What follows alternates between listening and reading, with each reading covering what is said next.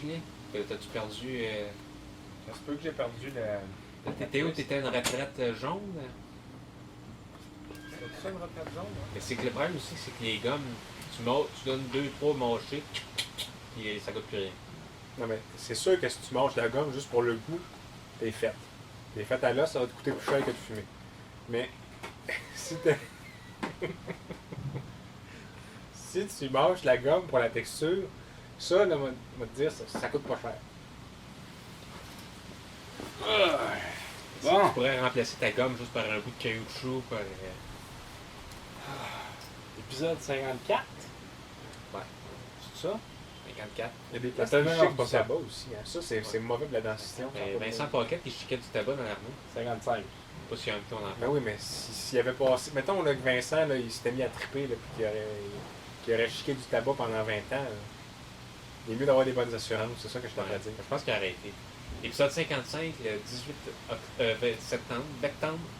On est en septembre, 18 septembre, c'est ça, 18 ou 17. Donc la deuxième vague bat son plein dans ce... Ouais, on est dans Tétroville, fin septembre. Quand même une fin d'été, un début d'automne très agréable en fait. Moi je me demandais, là, ça change de sujet un peu au montage, mais j'ai marché un peu dans Tétroville là, depuis que je suis arrivé, là, peut-être 15-20 minutes.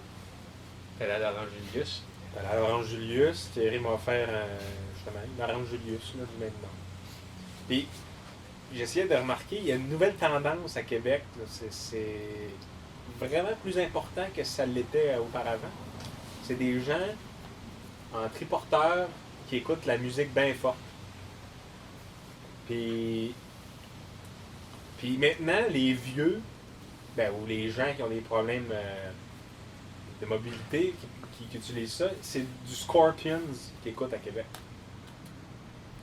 Fait que tu sais, je me suis posé la question, premièrement à Tétroville, est-ce qu'il y en a, puis qu'est-ce que ce monde-là écoute? Puis je me suis dit, mettons là, quelqu'un qui écoutait du... Tu sais, mettons un gros fan de Scorpions, il y a 35 ans, il était jeune, là, il était dans le coup.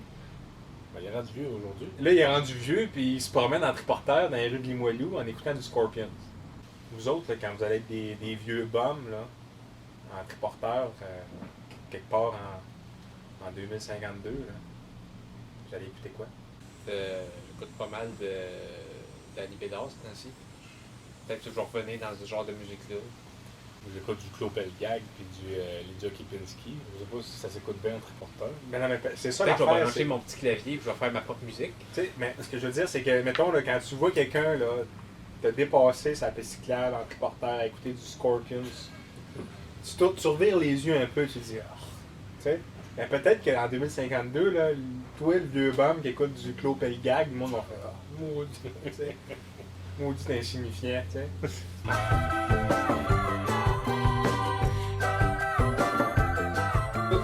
Avec un caméléon. Un lézard qui chie partout et qui se cache. Puis là, il faut que tu achètes des grillons. Puis... T'as dit, où le caméléon il est tout le temps en train de se camoufler. Là. C'est vrai que je commence à avoir pas mal d'insectes. Je sais pas si c'est parce que je vis dans ma propreté, là, mais comment il appelle ça, des espèces de petites araignées là, toutes blanches. Surtout ça se promène partout. Là. Pas rien que ça. Des araignées toutes blanches. Ouais. Des toutes petites araignées blanches. Avec les longues pattes, là? Non, toutes petites, là, sont toutes petites. Les acariens? Non, peut-être c'est ça. Mais tu sais, je suis là, puis là, je me rends compte, j'en ai 50 sur la main. Là, je me dis, c'est normal, ça? Est-ce que vous avez ça, vous aussi? Bon, mon anecdote d'insectes, mon premier appartement, j'avais pas de fan qui envoyait l'air dehors directement. Puis, j'avais pas tiré, tu sais, quand je suis parti, j'avais pas tiré le four pendant quasiment 2 ans et demi, 3 ans. Tu sais, des fois, il faut que tu tires le four, puis tu nettoies le four à chaque fois. Moi, je l'avais peut-être pas fait pendant 2 ans. Puis j'avais des petites bébites, des espèces de mini bébites comme des cafards. Là. Mais c'est blancs. pas des cafards, mais c'est des mini, tu sais. Ah, ouais, En fait, c'est, tu sais, les bébites, là, que quand on pique-nique dehors, là, puis on dit mettre de la bière sur une tranche de pain, puis ils vont Ouais. tous s'enfoncer là-dessus. Ces bébites-là, ça a Ouais. comme des savais pas taches si- jaunes sur le dos. Je pensais qu'on trouvait ça juste dehors. J'ai jamais vu ça dans un. Dans une Il faut bien que ça passe l'hiver quelque part. Eh ben. Puis ça, ben, c'est quand tu laves pas assez souvent ton derrière de four, t'as pas de fan, le gras s'accumule, puis il coulisse derrière le four. Puis ça, ben, ces bébites-là, ça va manger ça. Puis maintenant, ben, t'as tellement de bébites qu'ils n'ont pas assez de gras pour survivre. Fait que là, ils vont chercher du gras ailleurs dans ta maison. Puis là, tu te dis, voyons, crème. Mais c'est l'affaire, c'est qu'ils survivent derrière le four sans que tu t'en rendes compte pendant une couple de mois. Mais tout ça pour dire, je sais pas, peut-être un peu de nordicité. Dans le nord, qu'est-ce qui se passe, Julie? Ouais, c'est vrai. C'est, Dans le nord, ben là, c'est le temps des chicoutés, de ce temps-ci. Savez-vous si... Ah, maudite gang de gars de la ville. Vous savez pas c'est quoi des chicoutés? Ben, non. Des cloudberries? Ouais. Des arcpics? Là, il parle du français. Ben, là, parce que ça, c'est le nom inuit. Sinon, c'est le nom anglais. C'est comme des espèces de framboises jaune-orange Ah. qui poussent dans les marécages. Puis c'est comme un peu pâteux. Il y a comme une légère amertume, là. Mais c'est pas mal bon, là. Mais tu peux pas faire pousser ça dans les champs. Ah. Faut que tu cueilles ça sauvagement. Puis de ce temps-ci, là, il y a du monde dans le nord là, qui cueille ça. Ils sont bien contents. C'est pas encore rendu à la mode sur le plateau. Ben, peut-être que si tu vas dans des épiceries fines, tu vas voir des petites gelées de chicoutés. Ben honnêtement, vous avez jamais entendu parler de ça. Ben, t'en avais-tu amené l'année passée? Il me semble que tu en as déjà amené. Que tu Non, ben, tu peux pas conserver ça. Là. Le monde, ils font des gelées avec ça, mais un casseau de chicoutés, là, ça va te coûter 100$. C'est pas conservable. C'est une grosse saison de bleuets aussi. Ça se jase pas mal dans le nord. Là. C'est assez exceptionnel, la quantité de bleuets qu'il peut y avoir. Et ils achètent. Écrit, on achète des bleuets. Non, oui, tu étais en Abitibi, puis t'as pas été voir un peu d'infos. J'étais allé en Abitibi, mais on est resté en ville. Val d'Or, Malartic, Rouyn-Noranda, La Sarre. On est juste resté en ville parce que la nature fait chier, ça ne tente pas de. As-tu moins de bébites en ville? Vraiment pas mal moins. Moins qu'ici. Moins qu'à Je Montréal. croirais pas à ça. Tu croirais pas à ça, moi. C'est sûr qu'ici, dès que le soleil se couche, je rentre dans la maison, il y a plein de de moustiques. À Rouyn-Noranda, je pense que pour le même prix que ta maison, tu pourras avoir un palace de 9 salles de bain. C'est fou, hein? Si on sac tout le camp à Rouyn-Noranda dans 17-10 ans, Rouyn-Noranda serait aussi gros que Sherbrooke. Ça pourrait être vraiment quelque chose de le fun qui pourrait se passer. Mais ils n'ont pas construit la ville pour ça. T'sais. C'est pas comme, tu sais, mettons, là, Salt Lake City. Là. Tu te souviens quand on est allé visiter Salt Lake City? Là, c'est des avenues là, gigantesques, Ouais. là, puis c'est des grands pâtés de maisons. Ils ont construit Salt Lake City en se disant que cette ville-là, là, ça allait avoir 10 millions d'habitants. Ils pensaient que ça allait être la cité d'or de l'Ouest. Ben, tu sais, c'est pas une petite ville, là, mais on s'entend que ça n'a pas évolué à la hauteur des attentes. Ça n'a pas loin d'1 million d'habitants, quand même, Salt Lake City. Fait que les chicoutés.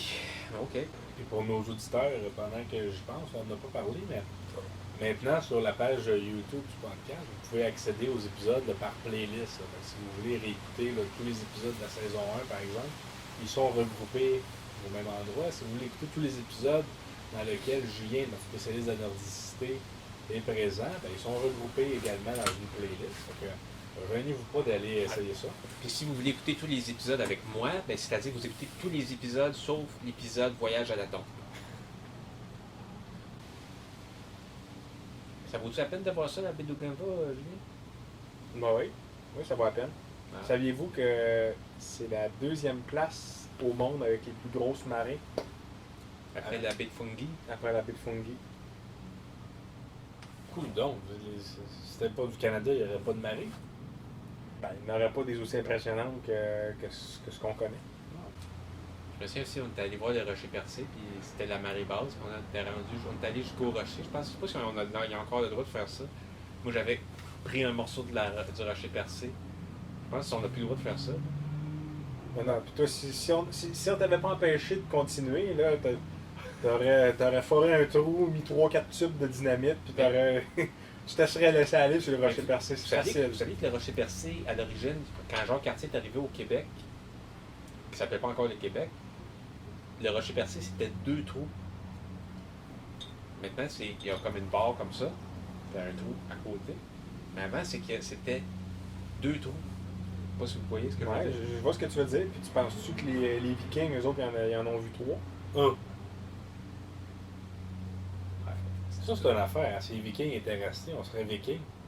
On n'arrête pas de parler à quel point la Scandinavie, là, ces pays-là, là, c'est les top-notch au monde. L'économie irait tellement mieux au Québec si on était des Vikings. Si on était des descendants scandinaves, là.